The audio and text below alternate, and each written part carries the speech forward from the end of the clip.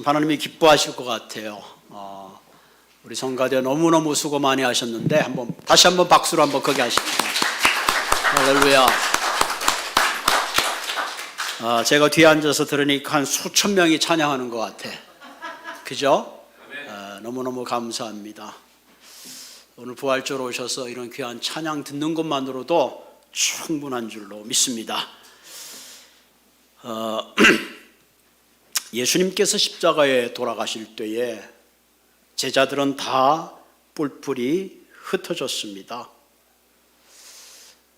예수님은 내가 참 기대했는데, 우리 민족을 구원하실 줄 알았는데, 죽은 자를 살리시고 문둥병자를 고치시며 안진뱅이를 고치시고 그 엄청난 기적과 놀라운 사건을 묵도했던 제자들은 정말 우리가 기다리던 그분이 바로 이분이구나, 그렇게 생각했어요.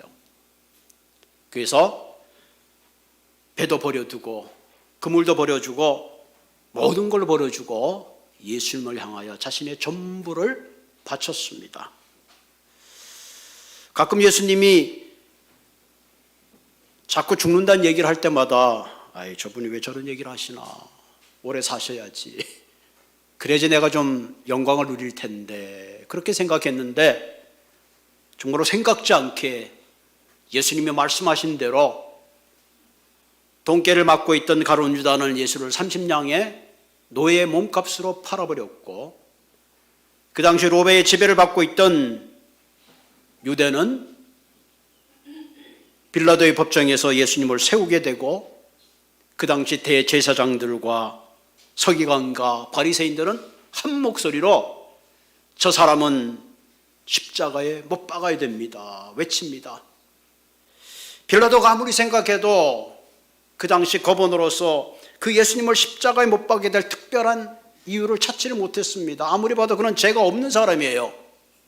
그런데 두 번의 밀란을 겪은 빌라도는 잘못하다가 밀란이 나게 되면 나의 정치적인 영향에 큰 일이 생길 걸 생각하고 예수님을 십자가에 못 박게 됩니다. 예수님이 십자가에 못 박힐 때에 제자들은 뿔뿔이 흩어졌고, 그 십자가 밑에서 바라봤던 사람이 있는데 예수님의 어머니, 그리고 예수님의 이모, 그리고 글로바라는 사람 막달라 마리아가 그 자리에 함께 했습니다. 사실 여러분 한번 상상을 해보면 그 예수님이 처절하게 십자가에서 피를 흘리는 그 모습을 본다는 그 자체만으로도 얼마나 힘들고 어려운 일이겠습니까? 그리고 예수님이 돌아가신 지 하루, 이틀, 3일이 지났습니다. 가끔 예수님이 다시 살아난다고 얘기는 했지만 하루도 아니고 이틀이 아니고 3일이 지나고 나니까 모든 희망이 사라졌습니다. 이제 모든 것이 the end, 끝이구나, 절망했습니다. 그때 당시 예수님의 그 십자가를 바라보고 있었던 글로바가 있었는데, 이 사람은 이제 예루살렘에서 모든 보따리를 싸가지고 낙향합니다. 자기가 살던 고향으로 내려갑니다. 부인과 함께 절망 가운데 이야기합니다. 여보, 나는 정말로 그분을 믿었는데, 그분은 이스라엘을 속량할 메시아인 줄 알았는데 이렇게 십자가에 허무하게 돌아가실 줄 난 꿈에도 생각지 못했어. 여보, 정말 그분은 굉장한 분이었는데, 그분이 말하는 거, 그분의 모든 일을 생각할 때 도저히 그분은 십자가에 돌아가실 그분이 아닌데 어쩌면 이런 일이 일어날 수 있을까, 심각하게 부부가 이야기하고 내려가고 있을 때에 그때에 부활하신 예수님이 그들에게 나타나셨습니다. 아니, 무엇 때문에 이렇게 슬퍼하십니까? 부부가 얘기합니다. 아니, 당신은 예루살렘에서 3일 전에 일어난 일을 알지 못한단 말입니까? 우리가 알기로는 예수라는 그분이 있었는데 너무너무나 말의 모든 일에 능한 자였고, 이스라엘을 모든 죄가 앞에서 구원하실 수 있는 속량할 만한 그런 사람으로 기대했는데 그만 십자가에 돌아가시고 말았습니다. 부활하신 예수님이 함께 길을 걸어가면서 모세서부터 선지자 이야기서부터 자신의 이야기를 하나하나 풀어서 얘기해 줍니다. 내가 3일 만에 부활할 것을 얘기해 주셨고, 성전을 3일 만에 헐라, 그럼 내가 그것을 세우겠다는 이야기를 해 주었습니다. 그런 얘기를 듣고 있는데 뭔가 그 부부에게는 생각지 못하는 마음의 뜨거움이 생겼습니다. 어느덧 함께 길을 가면서 고향인 엠마오에 다 도착했습니다. 그때 어느덧 해가 뉘우치고 그 사람들이 강권합니다. 여보게, 우리 함께 가서 식사하고 떠나세. 그래서 그 예수님을 강권해서 집에 초대를 했습니다. 함께 식탁을 차려놓고 예수님이 떡을 떼어서 그들에게 주는 순간에 할렐루야, 그토록 자기들이 열망하고 기대했던 바로 그분이 자신의 식탁 앞에서 떡을 주는 모습을 보게 된 것입니다. 얼마나 놀랐겠어요. 왜? 우리가 죽은 줄만 알았던 예수님이 바로 우리 앞에 계시는구나. 당신 예수님이시죠? 성경에 보면 그 다음 장면이 예수님은 살아지십니다. 이분들은 죽었던 알았던 죽었던 예수님을 그 순간 발견하고는 다시 짐을 싸가지고 이 예수님을 봤는데 죽은 분이 아니라 살아났는데 보따리를 싸가고 다시 예루살렘으로 갑니다. 예루살렘에 갔더니 제자들이 모여 있는데 난리가 났어요. 어떤 사람은 예수를 봤다 그러고 어떤 사람 누가 예수를 훔쳐갔다 그러고 막 난리가 났습니다. 그때 이 부부는 아닙니다. 우리가 예루살렘에서 엠마오로 가다가 그 예수님을 만났습니다. 예수님은 부활하시고 지금도 살아 계십니다. 이렇게 간증했습니다. 할렐루야. 오늘의 내용이 바로 그런 내용입니다. 그럼 어떻게 절망과 실망 가운데 있던 이 부부가 어떻게 부활하신 예수님을 만날 수 있었는가? 어떻게 예수 그리스도의 부활의 증인으로 삶을 살아갈 수 있었겠는가? 오늘 본문에는 세 가지로 이야기하고 있습니다. 부활하신 주님이 그들 가운데 찾아오셨다는 겁니다. 아멘. 우리가 부활절을 맞을 때마다 한 가지 생각해야 되는 것은 부활하신 주님은 오늘도 우리 예배 자리에 우리의 삶 가운데 찾아오시고 동행하신다는 사실입니다. 예수님이 돌아가시자 여인들이 새벽같이 그 향품을 준비해가지고 예수님의 무덤을 찾아갔어요. 그때는 천사가 나타나서 말하죠.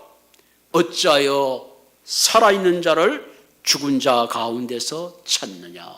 살아있는 자를 왜 죽은 자 가운데서 찾느냐.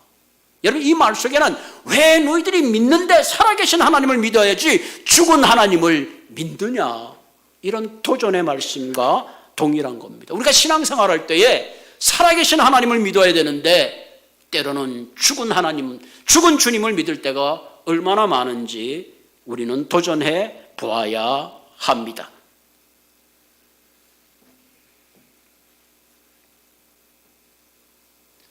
때로는 우리가 신앙생활을 하면서도 주님을 믿는다고 하지만 말로만 믿고 정말 우리의 살아계신 하나님을 믿지 못하는 불신앙으로 살아갈 때가 얼마나 많은지 모릅니다. 부활하신 주님이 제자들이 두려움과 절망 가운데 공포 가운데 있을 때 나타나셨습니다. 그리고 평강이 있을지어다. 얼마나 마음에 큰 위로가 됐겠습니까? 그 자리에 마치 도마가 없었어요. 제자들이 도마를 만나는 순간 도마, 예수님이 살아나셨어. 아니, 무슨 소리야. 죽은 사람이 어떻게 살아나. 그때 예수님이 부활한 모습으로 도마에게 나타났어요. 야, 도마야, 내 손을 만져봐라. 내 옆구리에 손을 넣어봐라. 그리고 믿음 없는 자가 되지 말고 믿는 자가 되라 그랬습니다. 그때 도마는 너무 기뻐서 주님은 나의 주님이시요 하나님이십니다, 이렇게 고백을 했습니다. 오늘 이 시대를 살아가는 많은 사람들, 때때로 깨어진 마음으로 절망 가운데 두려움 가운데 살아갈 때가 얼마나 많은지 모릅니다. 오늘 부활하신 주님은 우리가 깨어진 마음으로 절망 가운데 슬픔 가운데 살기를 원하시는 것이 아니라 오늘도 우리의 삶에 동행하시고 함께 하시는 줄로 믿습니다. 더 이상 화석처럼 굳어버린 그런 신앙이 아니라 오늘도 살아계셔서 내 삶의 옆자리에서 나와 함께 하시는 그런 주님과 함께 살아가는 그런 부활의 참 신앙을 가지고 신앙생활 하시기를 바랍니다. 때론 우리는 눈에 보이는 게 전부라고 생각해요. 사실은 눈에 보이는 건 빙산의 일각이면 우리가 눈에 보지 못하는 게 너무너무 많아요. 때로는 총알이 빨리 눈앞에 지나가지만 속도가 빠르면 눈으로 볼 수가 없습니다. 우리가 눈으로 보는 것, 생각하는 것은 굉장히 제한적입니다. 예수님이 부활하셨다는 사건은 지금도 우리가 동행하는 현재적인 사건이지만 동시에 예수님이 부활하셨다는 것은 우리도 이 땅에 썩어질 육체로 끝나지만 그것으로 디 엔드가 아니라 우리 역시 그리스도의 영광의 몸으로 부활할 것을 보여주시고 약속하시며 부활의 첫 열매가 되었다는 사실입니다. 여러분, 우리 사택에 사과나무가 있는데 사과나무의 첫 열매가 열렸으면 다음에는 복숭아가 열리나요? No way. 동일한 사과가 열리는 겁니다. 다시 말하면 주님이 부활하셨다면 우리도 언젠가 육신이 썩어질 때 그것으로 영원히 끝나는 것이 아니라 반드시 우리도 부활의 몸으로 부활할 것을 주님이 보여주시고 약속해 주신 겁니다. 오늘 이 시대에 우리가 부활을 믿는 것은 부활하신 주님이 우리와 함께 동행하신다는 사실입니다. 저는 목회를 하면서 한 세 가지를 늘 생각해요. 주님이 나를 사랑하신다. 그런 마음이 따뜻해. 주님이 나를 사랑하시는구나. 누가 좀 미워해도 괜찮아요. 주님이 나를 사랑하신다. 또 하나는 주님이 나를 도와주신다. The Lord is my helper. 주님이 나의 돕는 자시다. 저 힘이 나지 않아요? 힘이 나죠. 우리 여성분들은 브랜드를 좋아해서 좋은 가방 제일 비싼 게 뭡니까? 제일 비싼 게 뭐예요? 가방 비싼 게 에라메스? 할렐루야. 에라메스만 들고 나서 폼이 나는데 만군의 하나님이 나를 돕는 자시다. 하나님이 나를 돕는 자시다. 힘이 나잖아요. 아무리 힘들고 어려워도 하나님이 나를 돕는 자시다. 절망 가운데 가던 그 부부에게 주님은 나타나셔서 만나주시고 동행하십니다. 오늘도 주님은 저와 여러분들을 한 사람 한 사람 불러주시고 그냥 부르는 으로 끝나는 것이 아니라 주님 앞에 서는 그날까지 함께 동행해 주시는 줄로 믿습니다. 코람데오란 말이 있어요. 그건 하나님 앞에서란 얘기죠. 내 삶이 교회에 있든지 가정에 있든지 어디 있든지 주님이 나와 함께 동행하신다. 언제까지? 주님 앞에 서는 그날까지. 여러분 한 사람 한 사람에게 부활하신 주님은 지금도 동행하시는 줄로 믿습니다. 두 번째, 이 두 부부가 주님의 부활을 확인할 수 있었던 것은 31절에 그들의 눈이 밝아져 그인 줄 알아보았다는 거예요. 그들의 눈이 밝아져 그인 줄 알아보았다. 도대체 너희들이 무슨 일 때문에 슬퍼하느냐? 주님께서 그 말씀을 하나하나 얘기해 줄 때 그들의 마음이 뜨거워졌지만 동시에 그들의 눈이 밝아졌더라. 이 말은 뭐예요? 그들의 눈이 어두워졌기 때문에 예수님이 함께 동행하고 말씀을 이야기해 줬지만 깨닫지 못하고 알지 못했다 하는 겁니다. 오늘 이 시대에 우리가 예수 그리스도를 많이 믿지만 때로는 여전히 눈이 감긴 상태가 있었기 때문에 정말 그분이 나를 구원하신 구세주, 나의 메시아여, 나의 로드십인 것을 깨닫지 못하고 신앙생활할 때가 참 많이 있습니다. 그 성경에 보면 뭐예요? 예수님이 십자가에 달려 돌아가실 때 많은 사람들이 뭐라 그랬어요? 저 사람이 하나님께 저주를 받아서 십자가에 돌아가신다. 그렇게 생각. 왜? 눈이 가리워서 예수님의 돌아가시는 참된 의미를 깨닫지를 못한 겁니다. 그러나 이사야 선지자는 동일한 사건을 보면서 저분이 십자가에 채찍을 맞이고 저 집이 십자가에서 고난을 당하시고 저분이 십자가에서 찔림을 받는 것은 나의 죄요, 나의 허물이요, 나의 죄가라는 것을 고백했습니다. 이 부부가 예수님과 동행하지만 예수님인지 알지를 못했습니다. 그러나 어느 순간 예수님이 떡을 떼어 그들에게 주는 순간에 그들의 눈이 밝아졌습니다. 사랑하는 성도 여러분, 우리가 예수를 믿을 때에 영적 눈이 떠져야 합니다. 예수 믿는 사람은 이 땅의 삶의 가치를 두고 사는 것이 아니라 하늘의 가치를 두고 살아가는 사람입니다. 그렇기 때문에 하나님이 우리의 영적 눈을 뜨게 할 때에 비로소 그분의 십자가의 은혜가 깨달아지고, 비로소 그분의 놀라운 은총이 깨달아지며, 비로소 나를 부르신 하나님의 놀라운 사랑을 우리는 비로소 깨닫게 된다는 사실입니다. 우리가 신앙생활하면서 여전히 영적 눈이 감겨 있기 때문에 여전히 우리는 이기심과 욕심에 잡혀서 살아가고 있습니다. 주님은 우리에게 원수를 사랑하는 그 사랑의 눈을 뜨기를 원하고, 진정한 나를 모욕하는 그들을 용서하기를 원하시며, 진정 하나님의 공의와 진리 가운데 살아가기를 원하신다는 사실입니다. 그래서 주님은 뭐라 그랬어요? 깨어서 기도하라니. 그게 뭐야? 깨어서 너희들의 영적 눈을 뜨라는 겁니다. 부활절을 통해서 우리가 꼭 기억해야 될 것은 하나님이 우리를 찾아와 주시고 동행해 주신다는 사실입니다. 여러분, 세상에 80억의 인구가 있지만 그 가운데 예수 그리스도를 나의 구주로 고백한다는 그 자체가 뭐예요? 주님이 우리를 찾아왔기 때문에 고백하게 되는 거예요. 그리고 오늘도 이렇게 예배를 드리는 건 뭐예요? 오늘의 부활절에 주님의 부활이 얼마나 의미 있는지 우리의 영적 눈을 떠서 알기 때문에 이 자리에 모인 겁니다. 여러분, 그 헌팅을 좋아하는 사람은 집에 가면 막 사슴 뭐 이런 거 잡은 걸 박제해 놨잖아요. 살아있는 것 같아요. 여러분, 좋아하다 보면 진짜인 것 같아요. 어떤 분이 올리브 나무 보고, 목사님 올리브와 열매가 같이 근사하게 맺혔나요? 이거는요 진짜가 아니에요. 가짜예요. 여러분, 우리가 신앙생활할 때에 잘못하면 그렇게 될 가능성이 많습니다.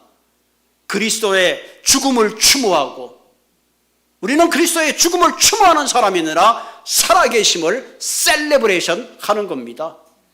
어떤 분이 부모가 죽었으면 1년에 한 번 했으면 됐지 매일매일 추모하는 사람이 있나요? 우리는 매주마다 예배를 드리는데 매주마다 주님이 죽은 것을 슬퍼하고 애통하며 추모하는 예배가 아니라 살아계셔서 나와 함께 하시는 예배를 위해서 찬양하고 축제를 드리는 거예요. 그래서 예배의 다른 단어가 뭐예요? 셀레브레이션, 축제입니다. 에브리 선데이가 우리는 축제가 되어야 되는 줄로 믿습니다. 만약에 주님이 죽어버리고 부활하지 않았다면 정말 원통하죠. 평생을 주님의 말씀을 증거하면서 이렇게 살았는데 만약에 주님이 부활하지 못했다면 그것처럼 슬픈 게 어디 있어요? 그 바울은 세상에서 가장 불쌍한 사람이다 그랬어요. 더 이상 우리가 신앙생활할 때에 박제된 하나님을 믿는 것이 아니라 오늘도 나와 동행하시며 오늘도 나의 영적 눈을 뜨게 하시는 그 하나님, 그것을 깨닫고 살아가는 한 분 한 분 되시기를 바랍니다. 엠마오로 내려가던 부부가 주님 만나는 순간에 오늘 설교 제목이 뭐죠? 오늘 설교 제목 한번 열어보세요. 예? 곧 그때로 일어나.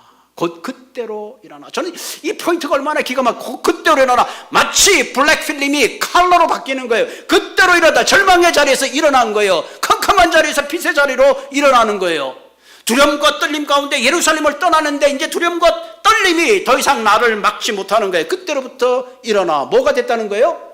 그리스도가 부활하심을 증거하는 증인이 되었다. 할렐루야. 여러분이 진정되게 하나님이 나를 구원하신 것을 내가 믿는다면 그것을 아무에게도 알리지 않고 이건 탑시크릿이야, 나만 믿어야 하는 사람이 있으면 제대로 믿는 게 아니에요. 주님이 나를 구원하시고 내 죄를 용서하시고 내게 영적 눈을 뜨게 하고 내가 그분을 만났다면 어떻게 해요? 당연히 그분을 증거하고 증인이 돼야 되는 겁니다. 할렐루야. 증인은 본 사람만이 증인이 될 수 있어요. 여러분, 음식도 먹어봤을 때 그 맛을 설명할 수 있는 거예요. 부활하신 주님을 만나는 그 부분은 그 자리에 있을 수가 없었어요. 그래, 주님은 부활하셨어. 맞아, 우리에게 떡을 떼어줄 때 우리는 그분을 만났어. 그렇게 이야기하는 겁니다. 부활절을 보내는 성도 한 분 한 분들, 이제 박제된 주님을 믿는 것이 아니라 살아계신 주님 나와 동행하시고 나의 영적 눈을 뜨게 하시고 오늘도 부활하신 그 부활의 능력을 세상에 전하시는 한 분 한 분이 되시기를 주님의 이름으로 부탁을 드립니다. 여러분, 마태복음의 가장 귀한 말씀을 주님은 하고 있잖아요. 뭐라 그랬어요? 그러므로 너희는 가서 모든 민족으로 제자를 삼아 아버지와 아들과 성령의 이름으로 세례를 베풀고 내가 너희에게 분부한 모든 것을 가르쳐 지키게 하라. 볼지어다 내가 세상 끝날까지 너희와 항상 함께 있으리라. 아멘. 부활하신 주님이 우리에게 부탁하신 말씀입니다. 민족으로 제자를 삼고 세례를 주고 내가 너희에게 분부한 모든 것을 가르쳐 지키게 하라. 왜? 이것이 진짜니까. 이것이 사는 길이니까. 그리고 내가 너희와 항상 함께 하겠다. 나는 부활이요 생명이니 나를 믿는 자는 죽어도 살겠고 무릇 살아서 나를 믿는 자는 영원히 죽지 아니하리라. 할렐루야. 부활절을 맞아서 다시 한번 우리의 신앙이 주님이 나와 함께 하시는구나. 주님, 다시 한번 내가 영적 눈을 떠서 이 땅에 그리스도의 증인의 삶을 감당하는 그런 삶으로 나가시기를 주님의 이름으로 부탁을 드립니다. 같이 기도하겠습니다.